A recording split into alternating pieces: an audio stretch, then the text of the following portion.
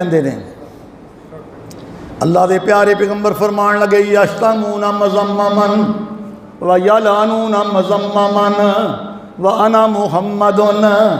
फरमाए ते गालां कढ़दे ने, ये ते बिगाड़ के नाम लैंदे ने मज़म्मम दा। फरमाया बुरा भला अगर कहंदे ने लानतां पांदे ने ते मज़म्मम नूं पांदे ने। व अना मुहम्मदुन, मैं ते मुहम्मद हाँ सल्लल्लाहु अलैहि वसल्लम। हज़रत अब्बास रज़ी अल्लाह तआला अन्हु मेरे नबी पाक दे चचा जान ने अल्लाह के प्यारे पैगंबर नूं अपने चाचे अब्बास नाल बड़ा ही प्यार सी, बड़ी मुहब्बत सी। कहंदे ने एक दिन असी नबी अलैहिस्सलाम दे सहाबा दे नाल असी बैठे हुए सां ते असी आपस च गल्लां बातां करन डए हां ते अल्लाह के पैगंबर साडे अंदर मौजूद नहीं सन, आप घर अंदर तशरीफ सन रखते हुए ते असी आपस गल्लां करन डए हां ते कोई ज़बाने हाल ना कहन डे आए